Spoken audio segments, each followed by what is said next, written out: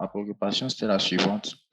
Au niveau de la stratégie d'achat au niveau des actions.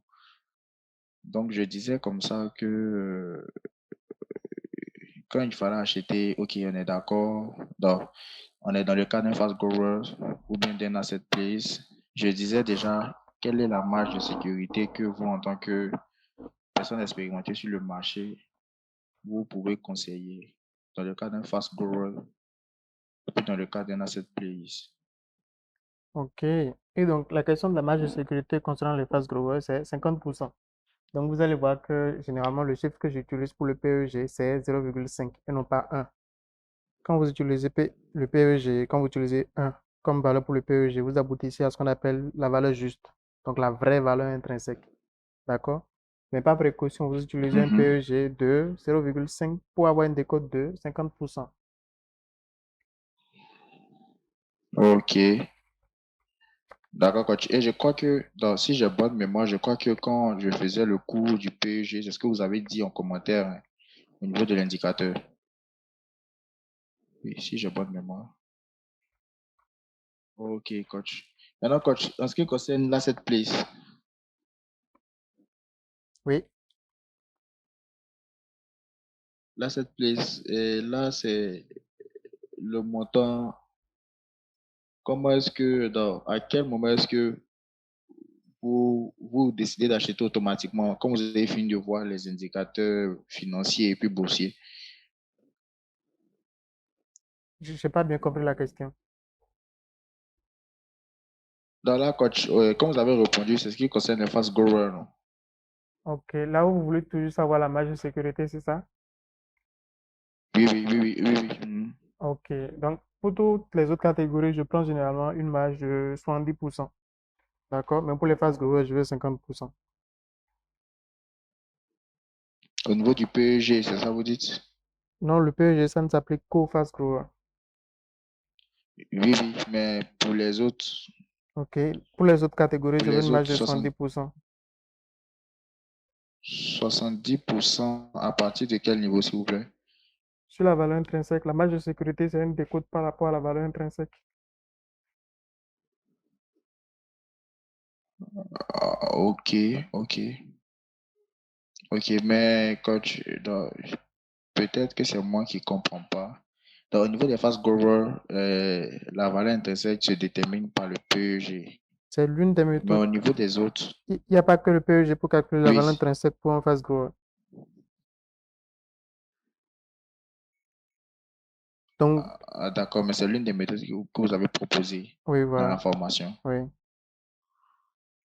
Mhm.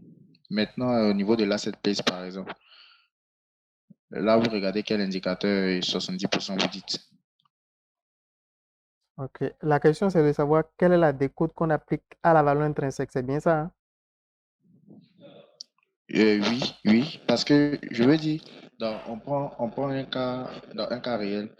Au niveau des fast growers, là, j'ai compris. Quand je calcule le PEG déjà, je me retrouve. Si c'est en dessous ou égal à 50%, c'est-à-dire 0,5, c'est bon, c'est une bonne affaire. Quand je regarde les indicateurs financiers boursiers, le reste, si c'est bon, c'est que je peux automatiquement demander l'achat. C'est ça, non? Oui. Voilà. Maintenant, au niveau de l'asset, au niveau, par exemple, des asset places, quand je finis d'étudier les indicateurs financiers et boursiers, je crois au niveau des asset places, c'est lorsque la valeur comptable de la valeur boursière de l'entreprise est inférieure à sa valeur normalement qu'elle devait avoir. C'est ça, non, coach? Si j'ai bien compris. La valeur intrinsèque. Ce que vous appelez la valeur qu'elle devrait avoir, c'est la valeur intrinsèque, c'est ça? La valeur qu'elle devait avoir, c'est-à-dire que, je ne sais pas si je me fais comprendre, c'est-à-dire que, par exemple, l'entreprise était estimée à peut-être 25 milliards. Et puis, quand on regarde au niveau comptable et tout, on se retrouve à 20 milliards, par exemple. Ok. Ça, c'est avec les états financiers qu'on va pouvoir voir ça. Ok. Donc, c'est ça que vous Maintenant, appelez la valeur qu'elle l'entreprise vous devrait avoir. pousse. Ou- Vous savez, il y a des, comment on dit, il y a toute une nomenclature. Ce que nous Oui, appelons coach. valeur juste, c'est la valeur intrinsèque. C'est après notre évaluation, ce que nous donnons comme valeur à l'entreprise. C'est ça la valeur intrinsèque. Et donc, la valeur boursière, c'est la valorisation de l'entreprise, ce Mhm. que vous lisez sur Sika Finance ou Richebourse. Vous dites la valeur intrinsèque ou il n'y a pas bien compris quoi tu voulais. Ce que vous appelez la valeur que l'entreprise devrait avoir, est-ce que c'est la valeur intrinsèque que vous entendez par là? Donc, oui, c'est sa valeur qu'elle donne, la valeur réelle de l'entreprise, Ok, normalement, que le marché devait donner. ok, Maintenant, je veux dire que, on suppose que l'entreprise, je veux dire, d'accord, actuellement, l'entreprise fait 25, normalement, devrait faire 25 milliards et tout. Et puis, on regarde l'entreprise est à 20 milliards et tout. Est-ce qu'à 20 milliards actuellement, c'est une marge de sécurité assez confortable pour qu'il puisse faire un achat? ok. Donc, la marge de sécurité, c'est une notion complètement arbitraire. Donc, quand je dis par exemple que je choisis 70%, c'est selon la confiance que j'ai en ma méthode de valorisation. D'accord? Et vous n'avez probablement pas la même confiance. Vous avez peut-être plus de confiance ou moins de confiance. Mhm. Oui, coach. Maintenant, coach, au niveau des fast growers, je veux dire que le meilleur moment pour faire tous ces calculs-là, c'est quand les états financiers définitifs sont communiqués par les différentes entreprises, non? C'est ça, hein? Ok. Donc, en réalité, à n'importe quel moment, vous avez déjà des états financiers qui sont prêts. Même au milieu d'une année, si vous êtes au milieu d'une année, ça veut dire que vous avez les états financiers de l'année passée qui sont déjà disponibles. Non? Si, si. Ok. Donc, Mhm. à n'importe quel moment, en réalité, vous avez toutes les données Maintenant, pour faire une mhm. valorisation. Ok, coach. Mais je veux dire, étant donné que quand les états financiers sont disponibles, d'accord, actuellement là, les états financiers de 2023 ne sont pas disponibles pour toutes les entreprises, mais 2022 est là et tout. Je veux dire que quand les états financiers sortent, il y a le cours d'une action à un moment donné. Oui. Donc, si on fait le calcul, on voit que les indicateurs boursiers financiers sont bons et qu'on voit que le PEG au niveau du fast grower est inférieur ou égal à 50%, est inférieur ou égal à 50%, et que le cours parce que le cours là, de l'action, il varie.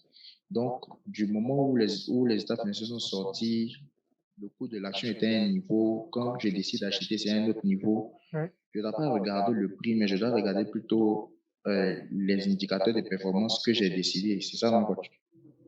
Oui. Donc, dans le cas des phases closes, par exemple, ce que vous suivez, c'est le PEG. Et à n'importe quel moment, vous avez toujours un résultat net, donc de l'exercice écoulé et un coût actuel que vous pouvez utiliser.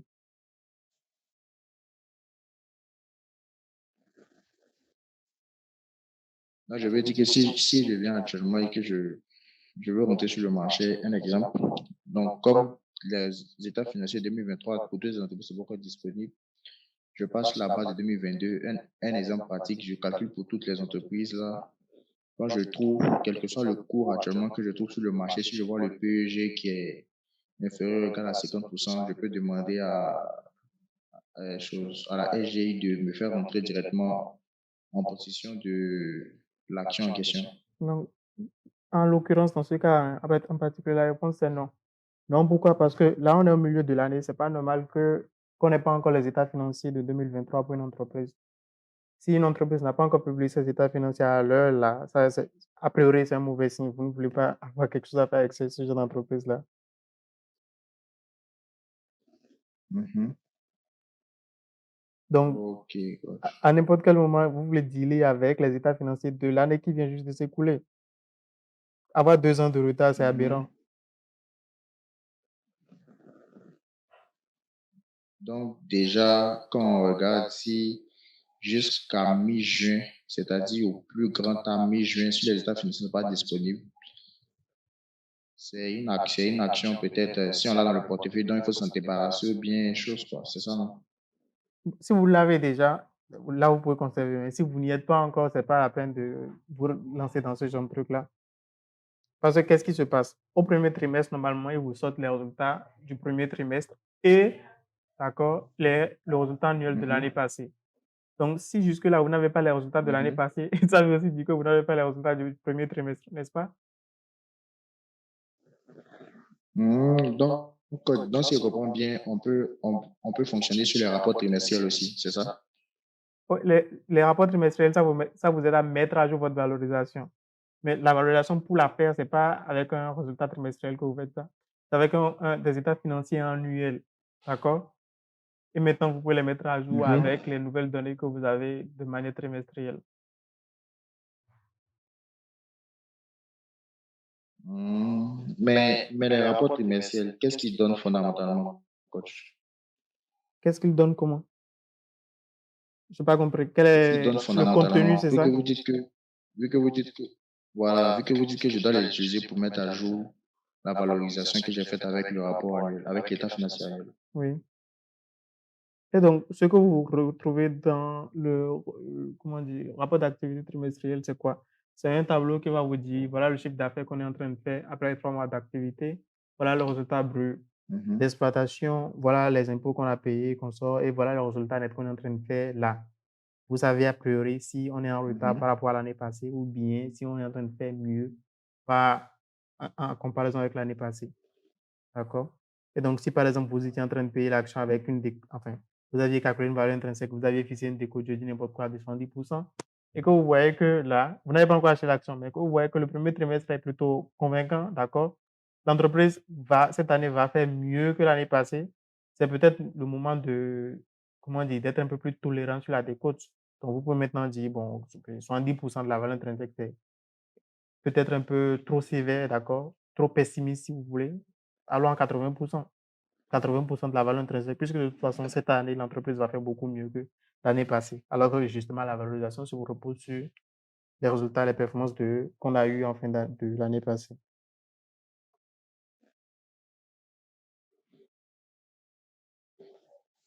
mm. Ok, ok, coach. Ok, ok. Donc, c'est-à-dire que si les états financiers sont sortis, étant donné qu'ils émettent le chiffre d'affaires, ils émettent le résultat net qu'ils sont en train de faire, on suppose, hein, le premier trimestre. Donc, je peux, si c'est pour une phase grower, là, je n'ai qu'à voir le glissement le taux de croissance du chiffre d'affaires et puis du résultat net. Oui. Pour Ah, voir est-ce que je suis déjà dans la fourchette, toujours dans la fourchette, au fait. oui. À part ça, c'est ce tableau-là qu'ils vont publier en dessous, ils vont mettre un commentaire, ils vont vous dire, par exemple, dans la période du corona, ils vous disent clairement que voilà la manière dont le corona est en train d'affecter notre business. D'accord? Donc, vous savez à quoi vous attendre en réalité pour le reste de l'année. Donc, les rapports trimestriels, c'est des trucs vraiment, vraiment utiles. Donc, imaginez par Ok, exemple, je dis n'importe quoi, coach. en 2000, alors, allons-y, donc disons 2020, les résultats sont sortis, c'était très bien, d'accord? Mais Mhm, premier trimestre mhm, 2021, plein d'entreprises vous ont dit, le corona est en train de nous affecter sévèrement, d'accord? A priori, cette année, on ne va pas faire grand-chose, d'accord? Et donc, tous les actionnaires savent que ça ne va pas bien se passer, d'accord? Si vous occultez oui, oui. les ce rapport du premier trimestre et que vous vous concentrez juste de ce qui s'est passé en 2020, vous allez dire l'entreprise est en train de bien performer. Alors que justement, dans le rapport du premier trimestre, le management vous a dit que cette année, ça ne va pas bien se passer parce que le corona est en train de bouffer notre activité. Mhm. Donc voilà, c'est Donc vraiment là, utile. avec cette information du corona, il serait mieux de sortir en même temps des actions en question. Alors, c'est différent. Donc, quand vous êtes déjà dans une action, c'est un peu plus délicat, on va dire. Quand vous n'y êtes pas, c'est pas la peine de rentrer, puisque de toute façon, ça se passe mal. Mais quand vous y êtes, la question à toujours se poser, c'est mais pour quelle raison vous êtes rentré en premier lieu? D'accord? Si les raisons tiennent toujours, bah, ça ne sert à rien de partir. D'accord? Mais si les raisons ne tiennent plus, Mhm. c'est peut-être le moment de partir, justement. Donc, tu en prends un exemple pratique, hein. Pour Mm. moi, comme ça, d'après mes trucs et tout, normalement, c'est d'ici décembre que je dois rentrer sur le marché. Donc, à mon niveau, comment est-ce que ça se passe concrètement? Vu que les états financiers de 2023, pour la plupart des entreprises, seront déjà sortis. C'est-à-dire que là, là, déjà, je vais commencer à faire faire dégager les ratios financiers et puis boursiers des différentes entreprises pour voir déjà les entreprises qui sont dans la catégorie des fast growers. Maintenant que je vais finir ça, je vais maintenant, normalement, juillet, août, septembre, octobre, il doit sortir un rapport trimestriel. Donc, je vais attendre ce rapport trimestriel-là pour actualiser mon analyse. C'est ça, non, coach? Non, quand le rapport n'est pas encore sorti, c'est pas la peine de l'attendre. D'accord? Mais s'il est disponible, c'est indispensable de le lire.